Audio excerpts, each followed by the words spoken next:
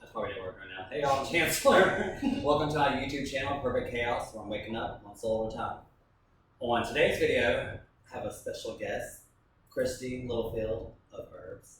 What's up? Yeah. So we're going to talk about herbs. Herbs. Stuff, tinctures, medicines, Building your immune system. and the corona. Because of the corona. Everybody's freaking out, man. Everybody's so tripping. They're canceling everything. So, I'm so heartbroken. should we talk about corona first, or you want to talk about some of the immune system stuff? Prevent corona? Or we want to talk about first? Yeah, I mean, preventing any disease or infection or bacterial or viral, whether it's bacterial or viral, building your keeping your immune system built up is the key. Disease cannot live in a pH balanced body, and that's really the goal. The right kind of water, the right kind of alkaline food. water. A lot of foods that cause inflammation in the body, like meat and dairy, a lot of grains, a lot of like white breads and rice. A lot of times those will cause inflammation in the body with the excess. So making sure you're eating the foods that give your body nutrients that keep your immune system built up, vitamins, minerals. Yeah. I'm not a vegan, but that's why I use a lot of herbs. And so, did you want to talk about what herbs What herbs for immunity? Yeah, I mean, so on a regular basis, there are some herbs that really should not be taken on a regular basis. We really want our bodies to do what they're supposed to. Exactly. And anything over a long period of time, a lot of times if you're taking something, say a lot of people take melatonin to sleep. Well, if you take an excess amount of melatonin, then your body stops producing it. Yes. So then when you don't have melatonin, then you're really screwed. Can I say bad words? You can say, not too bad. How bad do you want to get? We are in the South. But anyway, there are some herbs that we cook with, and I think a lot of people may not realize the medicinal benefits as well as the culinary benefits. So like thyme and oregano. And here in the South, I grew up with gumbo and jambalaya and things like that, Creole food. Nice. And a lot of our foods here, thyme and oregano, I put it in everything. I really do. It's in Italian seasonings. Yes. It's in mixed seasoning blends most of the I time. herbs too. I go in my jars and just sprinkle. Yeah. Magic. And they grow really well here because they're like Mediterranean herbs, so they like the heat. And we have a lot of heat and a lot of sunlight. Yeah. And they don't like too much rain, but I have to do raised beds or in a pod. My thyme grew all summer and all winter. And this is our antiviral. So it protects us from the flu. And coronavirus. Viruses. Right. And it also, I use it dried and sprinkle it on my food, and it helps me absorb the iron in my food. So I always keep dried herb on my countertop. And just after you cook it, when you put it on your plate, like you salt and pepper and everything, you just put a little thyme on it. And it helps absorb that, and then also putting those good antioxidants to help your body naturally fight off what tries to make you sick. And I do it for the bread dips. You put the olive oil and different herbs and garlic and butter and dip your bread. Oh, it's delicious. We love it. Yes, we do. Chancellor. So what are some of these herbs that grow here in the South? So some things that are growing right now, your red clover flowers. Yes. So March, it's really not supposed to be happening, but here in Mississippi, you never know, man. We can have spring now and it can be winter next week, but I think we're over all the frost and freezings. The dogwoods are blooming, our Bradford pears are blooming. So clovers, all clovers are edible. I learned that a long time ago. When my kids were young, because they put everything in their mouth. So if your kid's outside eating clovers, it's cool. They're getting a lot of B vitamins. vitamins. Just let them eat. They're getting A vitamins. For us women, it helps balance our hormones. It's also a natural mucilagen. Anything that helps expel mucus out of your body is going to be very beneficial. Yes, for sure. Yes, and most of us have an overabundance of mucus. Whether you're smoking or you're eating dairy or eating things you're allergic to or things that cause inflammation, or if you live here and the pine trees are, pollinating right now. Everything's yellow. It causes some, like a turmeric bomb. Like, right. So yeah, red clover flowers are really good for giving your body some vitamins and minerals too. and building the immune system. I guess picking your own herbs that are local. We want to get too close to like traffic areas. Right. And so when you are harvesting herbs from your yard, make sure you don't spray chemicals on them. It defeats the whole purpose. Yes. A lot of the pesticides and herbicides that we use today, don't use Miracle-Gro. Please don't use Miracle-Gro. You're really putting poison into the earth. Yes. And I think the way to do it is put nutrients in the earth. Make your own compost. Right. Yeah. So, but yeah, you don't want it too close to the roadside because of the asphalt. I tend to look for power lines. I don't really want to go picking herbs right there up on the power line pole. Supercharged. Right. That's not why. Right. And then, get permission if you want to go on somebody's land or somebody's farm. Make sure you get permission, definitely. Yes. And make sure they're not using pesticides, especially if you're gonna use it for medicine. So or teas. Right. You're gonna get people yourself. Or incense. Yes. Chemical fire. And sage also is amazing. To burn sage, it cleanses the air for up to 28 days, I think. 30 days of airborne bacteria and viruses. Sage is amazing. And you cook with it. Right. It's a lot of magical works for cleansing and clearing the energies. So spiritually, medicinally, culinary, it's all cleansing and purifying. And you'll find I'm learning a lot of the herbs that I've been using medicinally for years are really awakening in a spiritual way now that I'm getting a better relationship with them. And go out in your yard and walk around. There's some really cool apps. I love Picture This is a really awesome app. You can take a picture and it gives you suggestions about what it is, and then you can further research. There's some books, Foraging for Idiots. It's actually really good. It has a lot of things growing right now, like chickweed, violet leaves and flowers,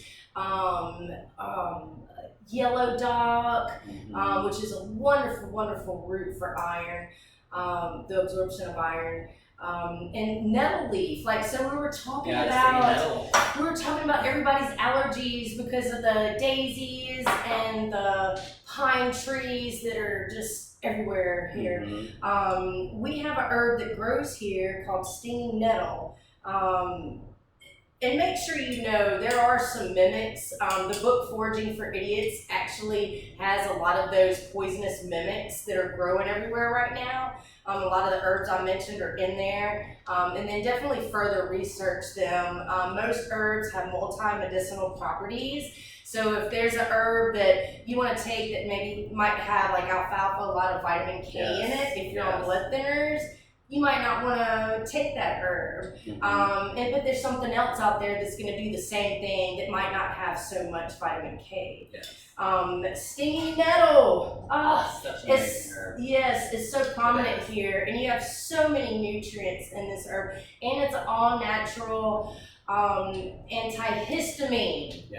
And there's no side effects from it, except you might pee a little. It does work on your kidneys, flushing your kidneys out. But you can take these every 15 minutes, every 30 minutes until your symptoms start subsiding. I have a lot of people starting to catch on to this, and it's not only just allergies from plants. I have a young lady that has breaks out in these rashes, and they couldn't figure out what it was. And her parents came across nettle, or her grandmother did, and she started taking it, and she doesn't get the rashes anymore. Yeah. And it could have been a lack of nutrients, or she could be sensitive to something in the house or something outside. To me, it just feels it's safer to me. You know, these are Yeah. the first medicine. Yeah. So Just first. like the soil and the earth, if you give it nutrients, then it gives you nutrients. Where we come from, it's part of us. Right, and that's what our bodies crave. That's what the plants are here for. And we learn what our bodies need, and we give it to it, and it functions properly. And we don't have to worry about all these crazy, epidemics that's coming around. And when they do, we have things like, if you do end up getting sick, echinacea. Yes, echinacea is amazing.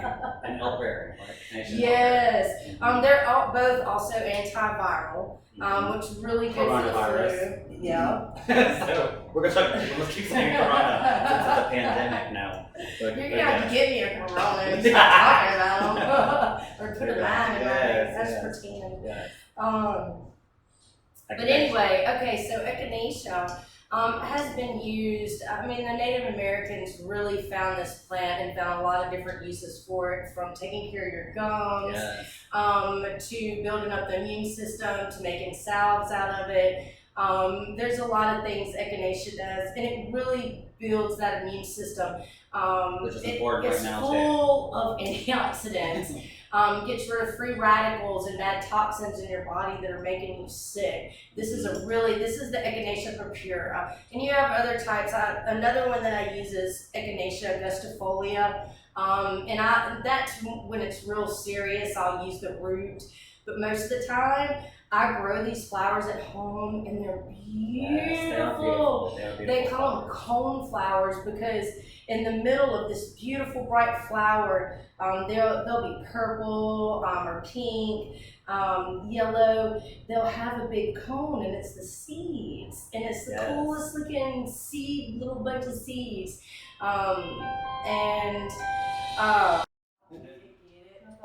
Okay. Yeah, we had a little time break. What happened? Sorry. No. Okay, so where was that? So it builds up. The Native Americans used it for building the immune system now, and it like I said, it grows really well here. I use the flowers and the leaves, and if we're sick, I can go out in the yard, and if it's in the summertime, I can go out and pick echinacea out of my yard. If one of my children are sick, come inside and boil the leaves, and that's their medicine.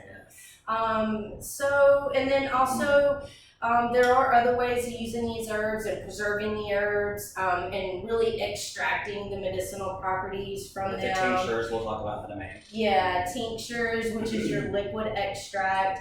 I really believe, I watch a lot of Susan Weed.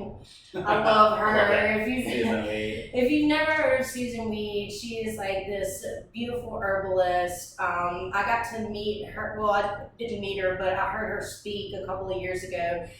She has a lot of books, and she also has videos. There's radio shows out there. She's very knowledgeable about the herbs, and she spends a lot of time with the herbs, and so she's very informative. Look her up. Yeah. It's a good name though. Susan Weed. Yeah. And you're Littlefield. Right. That's your spirit animal. It's your spirit animal. Susan Weed. I've even watched a tutorial she did about echinacea. I really think from her teachings and some of the other books I've read, and just from my own experience, the way the herbs feel when you just go and you pick them fresh, and you make a tea or you make an infusion out of them. So when you make a tea, you can, get your hot water and pour over your herbs and let it steep for, 10 to 20 minutes, and you got a good tea. But if you let it sit for 4 hours or like overnight and then strain it, then you've got a really good infusion, and you feel the nutrients going in your body as you drink the herb. And so I really like infusions. So you have teas, infusions, you have tinctures, and you can make alcohol tinctures, which is really takes about what, 6 to 8 weeks. Yeah, 6 to 8 weeks, and it's the best way to extract medicinal properties from herbs. Yes, get the strongest, the most. It really is. It may scare a lot of people, but the dose amount that you take, a teaspoon or a tablespoon at a time, it's not really going to hurt you or get you drunk. It's actually alcohol is used to preserve a lot of medicines that we take, and you don't read the ingredients. Yeah, it's in everything. Right. Sure. And another way is apple cider vinegar. Yeah, she makes your fire sliders and stuff. Yeah. They're so amazing. On salads and everything. I mean, you're getting it. healed and eating delicious. And you can just drink it. To make fire cider, you can put whatever you want in it. Definitely garlic. And we're talking about building the immune system, man. Freaking garlic. Yes, like so it does everything. Cardiovascular health, digestion, building your immune system. I think it might be antiviral and antibacterial as well. I think it is. So it's got so many good properties. It's anti-parasitic. Yes. You got worms. Yeah, we all got worms. We really do. You may not want to think about it, but we really do. Yeah. And so, taking these herbs and taking these things on a regular basis, they're naturally doing what they're supposed to. They're helping us gain nutrients and helping us eliminate the bad things in our bodies. Yes. The cycle. It is, it really is, man. That's where taking care of the earth comes involved, and not spraying chemicals and actually giving nutrients back to your soil. And if you don't want to make compost, you can't. There are farmers everywhere. You can get organic compost just about anywhere. So it's not really that hard. My grandmother used to keep this jug under the sink, and I remember growing up, and she had 9 kids, by the way, and they had like 2 gardens every summer and a winter garden. But she had this big jug under the kitchen sink with a lid on it, and she would put all her shavings and peelings and everything that they didn't use, would put it in there, and my papa would bring it out and put it out in the yard and put the dirt and the leaves on it, and then just keep piling it up. And that's what you use to put fertilizer in your put in your garden. Miracle Grow. Right. It just really is, and they say it's non-toxic, and I know otherwise. You look at the ingredients, and it's just like the artificial ingredients in our foods. They get away with it because it's such a small amount, but when you're eating all those foods at every meal, you're putting all those artificial ingredients in your body, and your body sees them as foreign, and so it starts causing problems. So, giving nutrients to the soil. So, and frankincense is really good for the skin too. Very high antioxidant. Good for cleansing. Man, frankincense is one of the best anti-inflammatories out there. Too. Yes, it's anti-inflammatory. Good topical. It doesn't just smell good. It actually has properties. Frankincense is curing brain cancer. Yes. There's documentaries about people taking frankincense. And it's stopping the progression of their cancer in their brain, and there is no cures or anything